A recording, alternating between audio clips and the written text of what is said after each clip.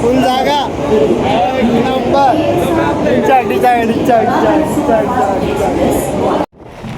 तर भोपाळहून उतरून आपल्याला उज्जैनला जायचं आहे. त्यामुळं पहिलं सकाळ झाली इथं आधीच अर्ध्या वाटात. तर इथं येईल भारी यात्री येऊ बघून सांगा आणि बघू आता भोपाळला काय काय मस्ती होती.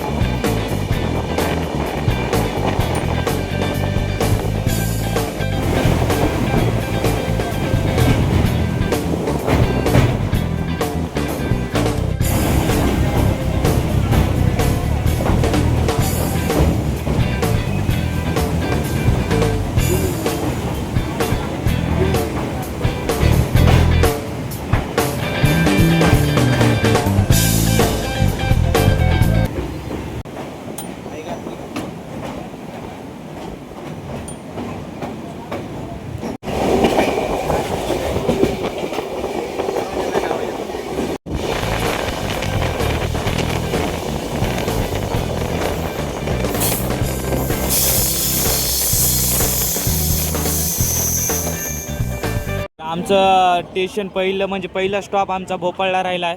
आंघोळ बिंघोळ करावं लागेल इथं भोपाळ. आणि इथं आता उतरायचं आहे डायरेक्ट मनमाडून आम्ही डायरेक्ट इथं उतराल्या. तर इथं उतरता बस थांबाली.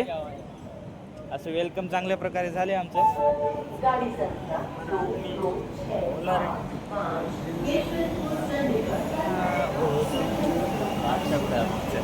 अक्षय भाऊ तिथं उतरलाय पुढे आहे. हे आमची गँग निघायचे तिथून आंघोळ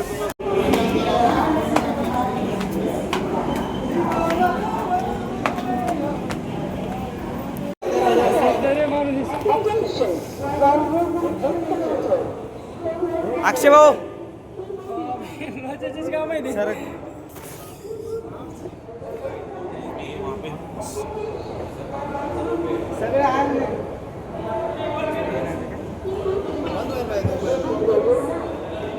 करा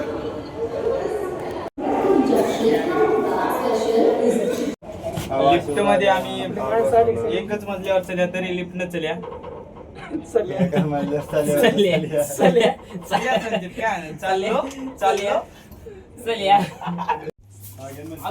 मानसी आम्हाला इथं 50 रुपये आंघोळीचे.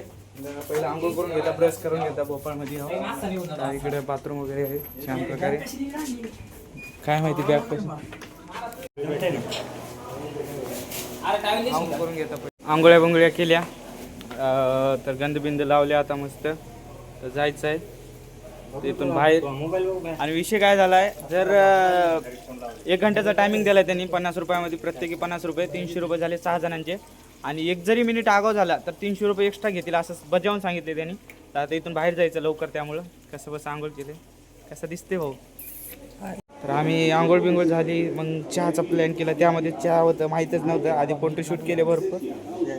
चहा बी प्यायचा आता. इथं ऑप्शन दिले चहा किंवा कॉफी.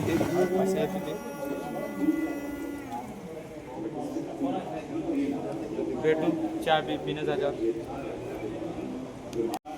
अनलिमिटेड आहे म्हणून आम्ही डबल घ्याल्या. तर आमची बारी डबलची आहे पण स्टार्टिंग भावनी केली तर आम्ही घेतो. आमचं संपत आले.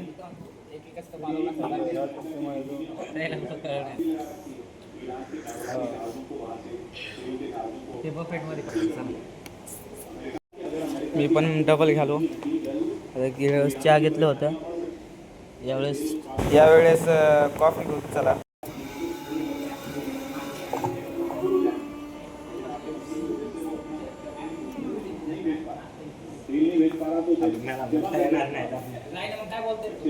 काय म्हणताय काय म्हणायचं.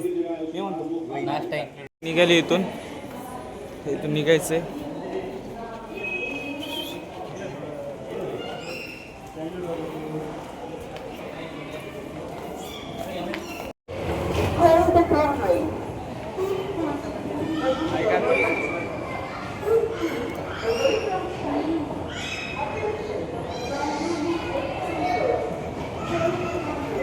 जय पब्लिक.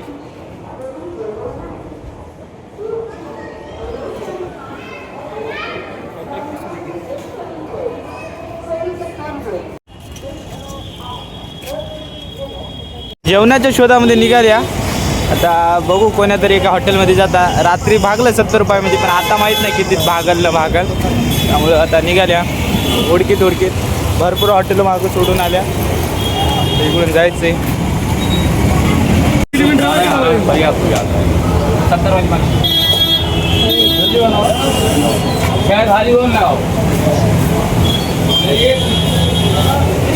तर आत्ताचं जेवण भारी होतं मनमाडचं. इथलं पण छान दिसायले. 2 भाज्या आहे, भात आहे आणि पोळे आहे.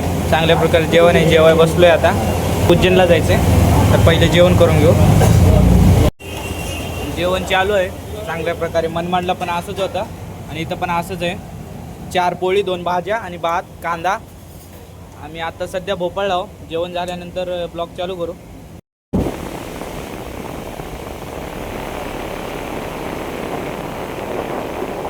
आतुरता संपली. कंप्लीट 2 वाजता ट्रेन आलेली आहे. त्यानंतर आम्ही 10 वाजल्यापासून बसले इथं. हे आमची गँग ऑन गँग. भाऊ किती वेळ झाला आपण ते वाट बघायला त्या ट्रेनची? बोला की रे. 9 वाजेपासून वाट बघतोय आतापर्यंत. करेक्ट 2 वाजलेत आणि 2 वाजता ट्रेन आली. आता जायचं इथून भोपाळहून सीधा काय उज्जैन. जय श्री महाकाल. ऑन गँग.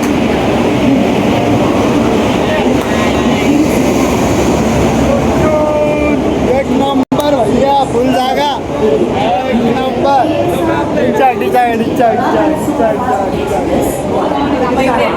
चलो आगे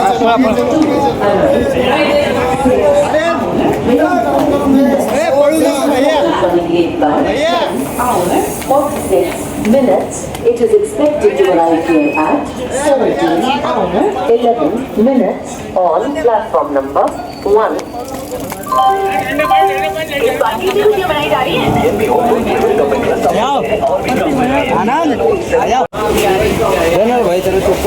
श्री महाकालच्या नावानं आम्हाला जागा पण भेटली छान. आता हा कप्पा आमचाच आहे, म्हणजे ही सीट, कारण सगळा मोकळंच आहे. इकडे तिकडे बॅगा ठेवले.